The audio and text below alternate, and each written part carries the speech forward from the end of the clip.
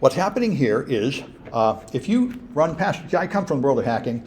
I did a lot of password cracking with rainbow tables and such, and I was very surprised that when you crack a password, you don't just try all the passwords in order. In fact, you seem to try them in a random order, random password, because they're doing it this way. This is the way you do it, and there's a reason for this. So if you have a hash function, like if you're not familiar with the hash function, the earliest one was checksum, which is why ASCII only uses 127 values. The 8th bit is for a parity bit. So you decide that every bit should have either an even number of ones or an odd number of ones, and you add that one bit at the end to make sure that is always true. And therefore, if you get something that is not even parity, you know it has flipped a bit in transmission. And this was important in the early days of computing when there was a lot of noise in the lines, and you would often get a bit flip.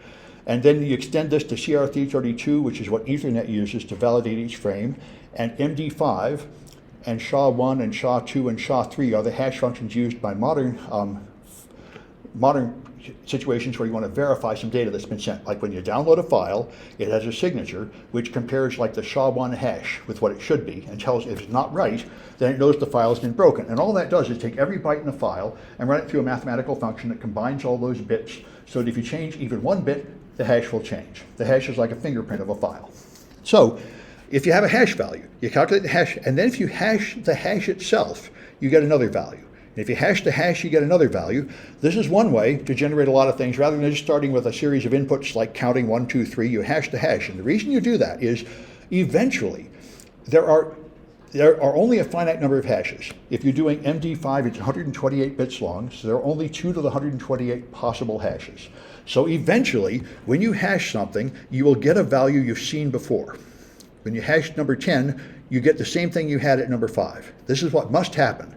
And it turns out that it's not that far. It turns out that statistically, the length of the tail is about the square root of the number of possible hashes, and the size of the loop is about the square root of the number of possible hashes. So this resembles the Greek letter rho, and this is called the rho method. And it is a way to evaluate the quality of hash functions. All right, and so you can do these. So let's calculate an MD5 hash. It's easiest to do with a library we move in. So let me put that in my Python environment here. Let's just have a new box. Okay, so this is going to hash the letter A. Letter A is the input, and there's my run button. All right, so that's the hash of letter A. It starts with 0cc. Let's see if it's right. It is right, 0cc. Okay, so that long mesh encodes it, and you can check it with online hash generators and such. Now we're going to truncate the hash because I don't want to make your homework assignment take 2 to the 64 calculations. That's pretty irritating. We're going to do a smaller example so it doesn't take forever. So now I'm going to take just the last 2 characters of the hex digest. So that's 61, just the last 2 characters of it.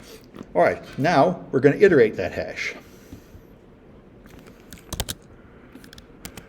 All right, I'm going to do 50 of them. So I'm just going to take the hash and put it in, start with H, then I'm going to take the output, which is a 2-character string, and put it in H and do it again. So I'm doing hash of hash, hash of hash of hash, hash of hash of hash of hash over and over. And off we go.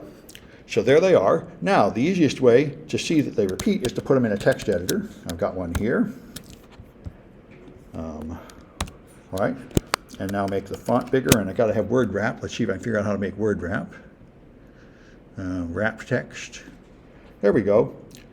So make it bigger yet. All right. In fact, it repeats pretty easily, and you can tell just by adjusting the width of this until the columns line up. Pretty soon I should see right there, 1E, 1E, 1E.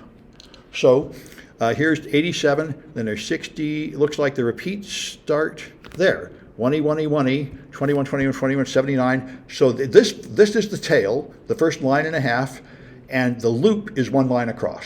That's the rho method. It has a tail, and then it gets in a loop. It'll never get out of the loop. It'll just go around and around the loop forever. That's what it does. So that's the simple case with a 2-character hash. So you just try it with a different value and see where it goes, and then try 3 characters, and then try 8 characters, which is a lot bigger. And by 8 characters, you can't possibly use the technique I just used to find a loop. You're going to have to program, find when something repeats. And there are a lot of, anyway, this is important in measuring the statistics of hash functions, and hash functions are also super important all over computing for a lot of different purposes. They're used to conceal passwords, they're used to generate cryptographic keys, and they're used to perform load balancing, like using things evenly, to create a semi-random but predictable value to sort things into categories, to more efficiently search lists and allocate work among multiple systems and so on. So it's good to understand how they work. And let's see if there's comments in the Twitch. Okay, nothing new. All right, so I'm going to stop this one.